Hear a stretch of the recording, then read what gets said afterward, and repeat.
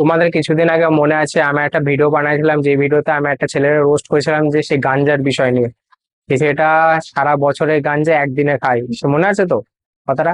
বা সেই ছেলেটা কিছুদিন পর আরেকটা ভিডিও বানাইছে, তোমরা দেখে নাও। করছে তোমায় দেখে অল্প বেইমানি মন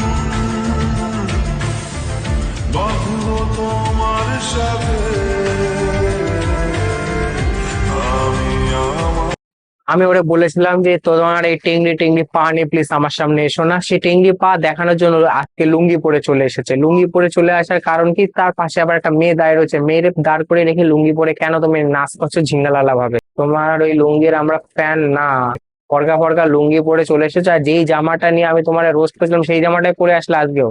তোমার যদি বডি দেখাতে হয় না, তাহলে জাঙ্গিয়া পরে আসবে নেক্সট টাইম ভিডিও। আবার এই কথা সিরিয়াসলি নিয়ে নিও না, তাহলে জাঙ্গিয়া পরে আবার ভিডিওতে চলে তোমার কাছে তো সবকিছু সম্ভব তোমার দ্বারা, তার জন্য বললাম যে কথাটা সিরিয়াসলি নিও না। আর একটা বিষয়, এই দেখো দেখো মেয়েটা, দেখো মেয়েটা ভয় পাচ্ছে, হাত এইভাবে বডিতে প্রোটেক্ট করে হাত এইভাবে জড়ো করে রেখেছে। তো মেয়েটারে 500 টাকা দিয়ে তুমি যদি নাচ করানোর জন্য নাই, ভিডিওটা আসার জন্য যদি তুমি রেখেছো, অন্তত মেয়েটারে ভয় পাও না, হ্যাঁ তো?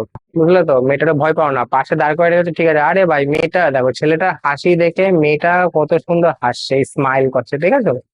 আমি জানি মেয়েটাও তোমার ক্যাটাগরি, তার জন্য তোমার সাথে রয়েছে। এটা যদি তোমার ক্যাটাগরি যদি না হতো, তাহলে তোমার সাথে থাকতো না, সেটা ইম্পর্টেন্ট না। তো সেটা তাদের ব্যক্তিগত বিষয়। আর নেক্সট টাইম থেকে অন্তত পা দেখানোর জন্য অন্তত লুঙ্গি পরে এসো না। তুমি যদি লুঙ্গি পরে পা দেখানোর জন্য আসতে হয়, তাহলে তুমি জাঙ্গিয়া পরে এসো নেক্সট টাইম, বুঝলে তো? ঠিক আছে, বাই।